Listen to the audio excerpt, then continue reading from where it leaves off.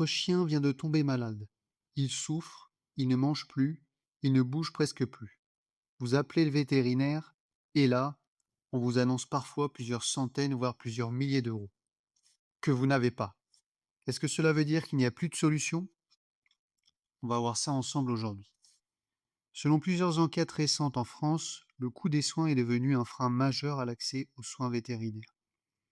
Ce n'est pas un cas rare, c'est une réalité silencieuse. Mais voici ce qu'on oublie souvent de dire. Il existe des solutions, plusieurs, et certaines peuvent réduire la facture. Dans les prochaines minutes, on va voir ensemble les différentes solutions qu'il existe et je pense que certaines vont vous surprendre. Le réflexe que tout le monde oublie. La première erreur que beaucoup de gens font dans cette situation, c'est ne rien dire. On a honte, on n'ose pas. Mais voici ce que vous ne savez pas. Certains vétérinaires acceptent un paiement échelonné, surtout si vous êtes déjà client et si vous en parlez dès l'accueil de votre chien, avant même les premiers soins. Docteur, je vais être honnête avec vous, ma situation est compliquée. Est-ce qu'on peut trouver un arrangement? Cette démarche, elle ne garantit rien, mais elle ouvre parfois une porte et elle ne coûte rien d'essayer. Mais si votre vétérinaire dit non, il y a d'autres solutions. Il existe, dans certaines villes, des dispositifs vétérinaires solidaires ou à tarif social. Oui, vous avez bien entendu.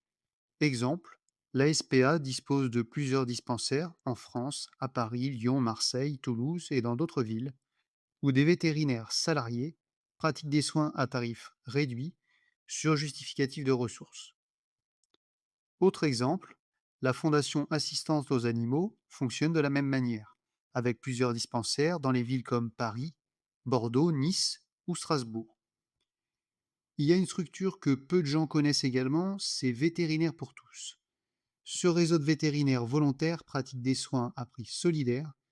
Une partie des frais peut être prise en charge selon votre situation. Attention tout de même, l'accès se fait uniquement sur orientation sociale via votre mairie, les services sociaux ou une association locale.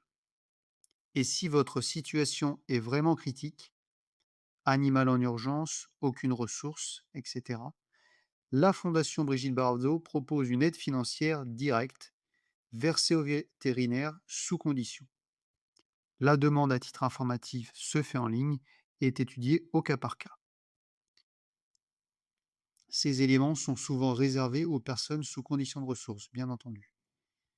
Et un dernier point que nous abordons, c'est les écoles vétérinaires. À Lyon, Nantes, Maison-Alfort, etc. Les soins sont réalisés dans un cadre universitaire sous supervision vétérinaire. Leurs tarifs sont en moyenne moins élevés qu'en clinique privée, et là, sans condition de revenu. Point d'attention cependant, ce ne sont pas des structures d'urgence. Les délais de rendez-vous peuvent être longs, c'est donc une option à anticiper et pas à appeler en urgence. Mais attendez, ce n'est pas tout. Il existe d'autres options beaucoup moins connues. Le financement d'urgence. Certaines cliniques proposent aujourd'hui des solutions de financement intégré. Des solutions comme par exemple des prestataires tels que Alma ou Oné, et il en existe bien d'autres. Ces prestataires permettent de régler en 3 ou 4 fois, principalement dans les grands réseaux de cliniques. Sachez que le paiement en 3 ou 4 fois peut être sans frais selon les offres. Au-delà, on bascule sur un crédit à la consommation avec des intérêts. Dans ce cas-là, lisez bien les conditions avant de signer. Et si votre vétérinaire est indépendant, renseignez-vous directement en amont. Ce n'est pas encore des solutions universelles. Alors, je ne dis pas que c'est la solution miracle, je dis juste que c'est une option réelle, possible, que vous avez dans votre main et que vous pouvez jouer. Certaines solutions spécialisées permettent aussi un paiement différé selon les cliniques partenaires. Certaines solutions permettent d'avancer les frais vétérinaires à la clinique, puis de rembourser en plusieurs fois par la suite. Ce sont des options concrètes à demander à votre vétérinaire. Quand votre chien souffre, vous ne pouvez pas attendre. Et si même cela ne suffisait pas, il reste encore une carte que peu de gens connaissent. La solidarité numérique.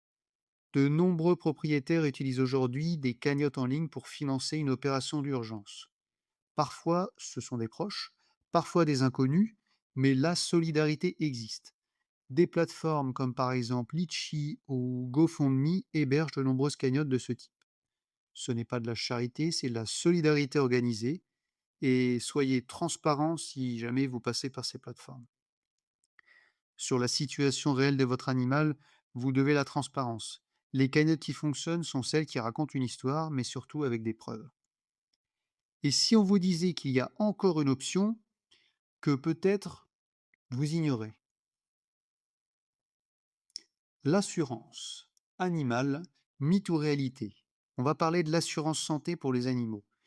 Et on va se dire la réalité, si votre chien est déjà malade ou sur la table du vétérinaire, entre nous, il est un peu trop tard pour l'assurer. Ces assurances n'ont pas d'effet rétroactif et excluent généralement les antécédents, sans compter les délais de carence, qui sont les semaines d'attente obligatoires après la signature.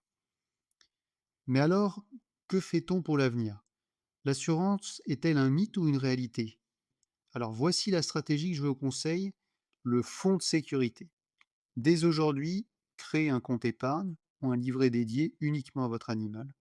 Tous les mois, vous y virez automatiquement selon vos capacités 10, 20, 30 ou 50 euros même, le temps que ce fonds se constitue. Il ne remplace pas effectivement une vraie assurance ou une vraie mutuelle contre les énormes coups durs, mais à terme, vous avez votre propre fonds d'urgence, sans paperasse, sans délai de carence et sans refus de prise en charge.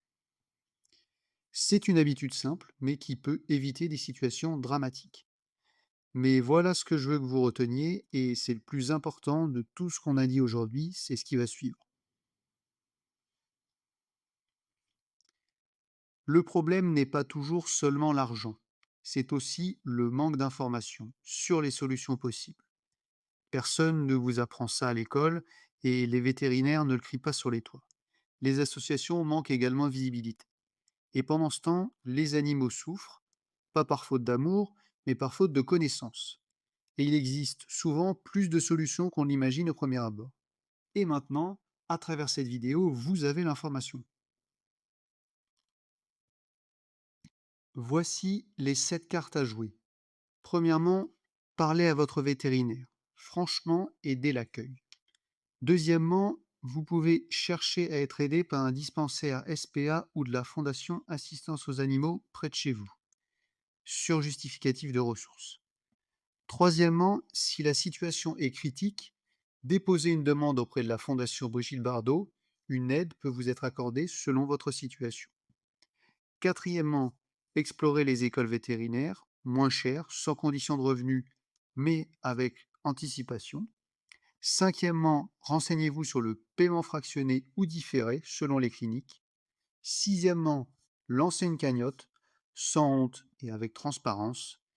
Septièmement, et peut-être le cas le plus important, en cas d'urgence vitale, appelez immédiatement un vétérinaire ou un service d'urgence.